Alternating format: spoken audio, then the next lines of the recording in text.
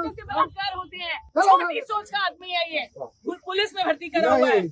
महिला हूँ ऐसे बोलोगे क्या? कैसे बोलूंगा? क्यों महिला हूँ तो क्या कम है क्या? महिला कम है क्या? महिला है तो महिला नहीं है। महिला हूँ दिल्ली से आई हूँ। पता चल जाएगा तुम्हें। ये वही देश है जहाँ पर बेटियों को पूजा जाता है और ये वही देश है जहाँ पर नवरात्रे रखे जाते हैं। महाभारत की कहानी क्या है? कृष्ण कृष्ण क्यों हैं? क्योंकि उन्होंने द्रौपदी का चीर होने से बचाया था। हम हनुमान को क्यों पूजते हैं? क्योंकि उन्होंने सीता मैया को बचाने में श्री राम की मदद की थी। तो जितने भी हमारे भगवान हैं वो इसलिए पूजनीय है कि उन्होंने महिलाओं के अस्तित्व को बचाने की लड़ाई लड़ी थी। अनफॉर्चुनेटली हम उसी देश में हैं जहाँ पर हर 3 मिनट में एक बलात्कार हो रहा है।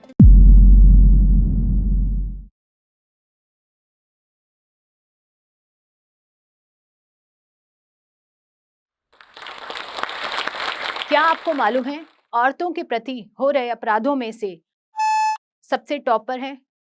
क्या आपको मालूम है यही आंकड़े 2020 में 28,046 थे? क्या आपको मालूम है यही आंकड़ा 2021 में 31,677 था और 2022 में यही आंकड़ा और बढ़ गया? क्या आपको मालूम है इस जुर्म को करने वाले 89% लोग विक्टिम के नोन होते हैं, अंकल, कुलीग या फिर भाई और पिता भी। जब आप और मैं बात कर रहे हैं तब भी एक महिला इस जघन्य अपराध का शिकार हो रही है। हर 15 मिनट में एक महिला इसका शिकार होती है और ये एक सरकारी आंकड़ा है और असलियत इससे भी ज्यादा डरावनी है। और इसी से रिलेटेड आज मैं एक सच्ची कहानी आपको सुनाने जा रही हूँ। ये कहानी है किरण की। ये किरण जो 19 वर्षीय लड़की एक नौकरी करके लौट रही थी दिल्ली अपने घर में द्वारका में, और वहीं अपने सहेलियों के साथ जब वो अपने घर पहुंचने ही वाली थी, 3 दरिंदों ने रेड इंडिया कार में उसका अपहरण कर लिया। उसे जबरन कार में घसीट लिया उसकी दोस्तों के सामने। दोस्तों ने चिल्लाया, काफी उसे बचाने की कोशिश की, पर उस लड़की को उन दरिंदों ने अपनी गाड़ी में धकेल लिया। उसके बाद 2 दिन बाद दिल्ली से सटे हुए हरियाणा में इस बच्ची की लाश मिली। दरिंदों ने उसे नोच खाया था। 2 दिन तक वो तड़पती रही। एज पर पोस्टमार्टम रिपोर्ट उसे 2 दिन लगे मरने में और उसे कोई पानी भी पूछने नहीं आया। मुजरिमों ने कबूला, किरण ने उनसे पानी मांगा, आखिरी में उन्होंने उसे पानी तक नहीं दिया और उसके शरीर के साथ जो बर्बरता की, उसे देखकर जो अस्पताल में जो डॉक्टर उसका पोस्टमार्टम कर रहे थे वो भी फेंट हो गए।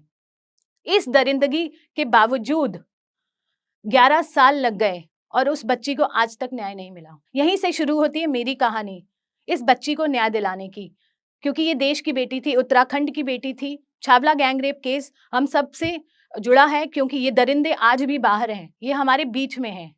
ये दिल्ली एनसीआर में है या देश के किसी भी कोने में है, ये हमारे घर की बहू बेटियों के लिए खतरा है। नमस्कार, मेरा नाम योगिता भयाना है और मैं दिल्ली में पली बड़ी हूँ। दिल्ली यूनिवर्सिटी मिरांडा हाउस से मैंने ग्रेजुएशन की और फिर एयरलाइंस ज्वाइन कर ली। लगभग 7 वर्षों के एक्सपीरियंस के बाद, ट्रैवल के बाद एज अ एयर होस्टेस मैंने जॉब की और उसके बाद 2007 में मैंने ये जॉब छोड़ दी और एक संस्था का गठन किया। ये संस्था का गठन कैसे हुआ, आज मैं इसके बारे में आपको बताती हूँ। 2002 में मैं एक मूवी देखने जा रही थी और मैंने एक एक्सीडेंट विक्टिम को देखा जिसे कोई नहीं उठा रहा था। मुझे बहुत दुख हुआ और मुझे पता नहीं कहाँ से हिम्मत आई और मैंने उस विक्टिम को अपनी गाड़ी में लेकर मूवी कैंसिल की और उसको अस्पताल लेके गई। That was the first time मैं एक सरकारी अस्पताल को देख रही थी। उससे पहले कभी मैं किसी सरकारी हॉस्पिटल में कभी नहीं गई थी। जब मुझे लगा कि उसके इलाज में देरी हो रही है, कोई अटेंड नहीं कर रहा है, तो मुझे बड़ा दुख हुआ। मैंने किसी तरह उन्हें स्ट्रेचर पे डालकर इमरजेंसी रूम तक लेके गई। बहुत स्ट्रगल के बाद उनका ट्रीटमेंट शुरू हुआ और अनफॉर्चुनेटली उन्होंने वहीं अपनी प्राण त्याग दिए। फिर मैंने उनके पर्स से उनका एड्रेस निकाला, उनकी वाइफ को इन्फॉर्म किया और फिर मैंने वाइफ और परिवार के लिए वो केस लड़ा एक्सीडेंट विक्टिम का और I stood as a witness in the court. तो वो जो जर्नी रही from hospital to police station to court, वो मेरी पहली जर्नी थी सरकारी संस्थानों के साथ। तो मेरा जो एक्सपीरियंस था बहुत ही बुरा था और मुझे लगा कि देश में बहुत काम करने की ज़रूरत है। तो ये बात मुझे कटोचती रही। काफ़ी साल तक मैं फिर भी फ्लाई करती रही, पर एक दिन मैंने अपनी जॉब छोड़ दी और 2007 में एक संस्था का गठन किया जो ऐसे ही दबे कुचले लोगों के लिए, स्पेशली महिलाओं के लिए काम करेगी। तो जब मैंने अपना काम महिलाओं के लिए शुरू किया, स्पेशली सिंगल वुमेन के लिए, क्योंकि मैंने उस महिला की दशा देखी थी जिसका पति एक्सीडेंट में चला गया। 2007 से 2011 तक लगातार मैंने बहुत सारी एम्प्लॉयमेंट अपॉर्चुनिटीज़ क्रिएट की महिलाओं के लिए। लगभग 40 महिलाओं को ड्राइविंग स्किल्स सिखाए और बहुत सारे स्किल्स सिखाए पर्सनली, और उनको एम्प्लॉयमेंट अपॉर्चुनिटीज़ दिलवाई। और काफ़ी नाइट शेल्टर्स भी चलाए, सरकारी अस्पतालों में काफ़ी कमेटीज़ में भी रही। उसके बाद जब ये निर्भया का केस हुआ 2012 में, उससे मेरी लाइफ की दिशा और बदल गई और मैंने बहुत अग्रेसिवली इस इशू पे काम करना शुरू किया। 2012 में जब निर्भया केस हुआ, वो लड़की फिल्म देखकर घर लौट रही थी और वो इन दरिंदों का शिकार हुई। उस दिन, उस वक्त, उस मॉल में मैं भी मौजूद थी। मैं भी डिनर पर गई थी और जब मुझे ये खबर अगले दिन पता चली तो इसने मुझे पूरी तरह से कटोच दिया। मुझे लगा कि ये मैं भी हो सकती थी। क्या फ़र्क था उसमें और मुझ में, कि मेरे पास मेरी गाड़ी थी और मैं उस गाड़ी में बैठकर घर सेफली पहुंच गई। पर वो लड़की जिसको पब्लिक ट्रांसपोर्ट में जाना था, वो इन दरिंदों का शिकार बनी। जब मुझे ये घटना का पता चला तो मैंने भी प्रोटेस्ट शुरू किया और मैं भी जनता के साथ जंतर मंतर पहुंची। जब मैं जंतर मंतर पहुंची तो मुझे लगा कि सिस्टम को हिलाने की ज़रूरत है, उन्हें बताने की ज़रूरत है कि हमारे देश की बच्चियां सुरक्षित नहीं हैं। तब तक भी मुझे अंदेशा नहीं था कि ये बहुत बड़ा इशू है। पर जब मैंने देखा वहाँ भीड़ उमड़नी शुरू हुई और जंतर मंतर पे टियर गैस, लाठीचार्ज जो हमारे साथ हुआ, मेरे साथ भी लाठीचार्ज हुआ, मेरी भी टांग टूटी, टियर गैस हमने झेली। हमने राष्ट्रपति भवन तक जब हमने अपनी परेड शुरू की, हम सब ने, तो एक अलग सा ही एक फीलिंग था। लग रहा था कि अब चीज़ें बदल जाएंगी, ये आखिरी घटना है, इसके बाद कोई देश में बलात्कार नहीं होगा। और हमने जंतर मंतर पर प्रोटेस्ट करना शुरू किया। एवरी डे वहाँ पर बहुत सारे लोग हमसे जुड़ने लगे, काफ़ी संगठन बन गए, हमारा भी एक ग्रुप बन गया और हम लगातार वहाँ बैठे रहे। मैं लगभग 3 महीने वहाँ से हिली नहीं। मैं जंतर मंतर पे थी मार्च तक, क्योंकि निर्भया की मृत्यु के बाद सब लोग वहाँ से डाइल्यूट हो गए, हट गए। पर मैंने सोचा कि अगर हम यहाँ से हट गए तो ये चीज़ हमने रिकमेंडेशंस दिए हैं या दबाव बनाना है या सरकार से हमारी जो मांगे हैं वो पूरी नहीं होंगी, तो हम वहाँ डटे रहे। मार्च तक जब हम वहाँ बैठे थे, हमें बहुत सारे और निर्भया जैसे केसेस आने लगे। वो मेरी एक नई शुरुआत थी। उस चीज़ ने मेरी आंखें खोल दी और कह सकते हैं कि मुझे झकझोर के रख दिया। मार्च तक लगभग 10 केसेस हमने हैंडल कर लिए थे निर्भया के जंतर मंतर के प्रोटेस्ट के दौरान। मेरा आना जाना अस्पतालों में शुरू हुआ। सरकारी अस्पताल जैसे सफदरजंग हॉस्पिटल, एम्स हॉस्पिटल, जब मैं वहाँ जाती थी ज़्यादातर बच्चों के केसेस आने लगे, जहाँ छोटे छोटे बच्चे का शिकार हो रहे थे। जब मैं एक को मिलने जाती थी तो मुझे दूसरा केस मिलता था। तो मेरे दिन अस्पतालों में, पुलिस स्टेशन में, कोर्ट कचहरी में बीतने लगे। काफ़ी साल निकल गए और मेरी जर्नी इतनी स्ट्रॉन्ग हुई और मुझे लगा इस इशू पर बहुत ज़्यादा काम करने की ज़रूरत है। हमारे पास तरह तरह के केसेस आने लगे, छोटी छोटी बच्चियों के। 1 महीने की बच्ची तक का केस मैंने हैंडल किया है, उसे अपनी गोद में लिया है। मुझ पर क्या बीतती है ये मैं ही बता सकती हूँ। जब मैंने उसको गोद में लिया और वो एक ऐसी मोमेंट थी जब मुझे लगा कि नहीं, यहाँ पर तो बस अपना जीवन इसी को देना है और ऐसे केसेस ना हो, इस पे काम करने की ज़रूरत है। कई बार ऐसे केसेस आए जहाँ खुद के रिलेटिव्स, अंकल्स, मामा, चाचा, और यहाँ तक कि मेरे पास वो केस है जहाँ पिता ने ही बच्ची का किया। लगभग 89% ऑफ द केसेस घर की 4 दीवारी में होते हैं, जो रिपोर्टेड नहीं होते, जो कि छोटे बच्चे होते हैं या महिलाएं होती हैं, वो बोल नहीं पाती हैं, वो घर की 4 दीवारी में होते हैं। तो इस तरह से केसेस आने लगे। पर मेरी आंखें और भी तब खुल गई जब एक हाई प्रोफाइल केस मेरे सामने आया, एक सो कॉल्ड स्पिरिचुअल बाबा का, जिसको हिंदुस्तान में हर कोई जानता है। और उसने क्या किया, उसने एक 13 साल की बच्ची के साथ किया, उसका यौन शोषण किया, बार बार किया। पर जब वो बच्ची मेरे सामने आई और फूट फूट के रोई, तो मैंने मन में ठान लिया कि इस बच्ची को इंसाफ जरूर दिलाना है और इस आदमी को सजा जरूर दिलानी है, चाहे इसका अंजाम कुछ भी हो। इसके लिए मुझे बहुत सारी चुनौतियों का सामना भी करना पड़ा। मुझे बहुत सारी थ्रेट कॉल्स आई, मुझे लोगों ने बहुत कॉल्स किए, बहुत सारे इन्फ्लुएंशियल लोगों की कॉल्स आए कि इस केस से दूर रहो। एक दिन तो मेरे घर के नीचे कुछ लोग आ गए और उन्होंने मुझे बहुत दबाव में बोला कि इस केस से आप पीछे हट जाओ। पर मैं तभी भी डटी रही।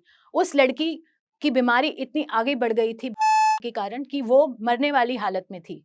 मैं उसका इलाज कराती रही और मुझे बोला गया आप इसका इलाज मत कराइए, इसे उसके हाल पर छोड़ दीजिए। फिर भी मैंने उसका पूरा इलाज कराया, वो लड़की ठीक हुई ताकि वो अपनी पुलिस की जो इंक्वायरी है उसमें शामिल हो सके, कोर्ट में अपनी विटनेस दे सके। वहाँ तक भी सब ठीक चलता रहा।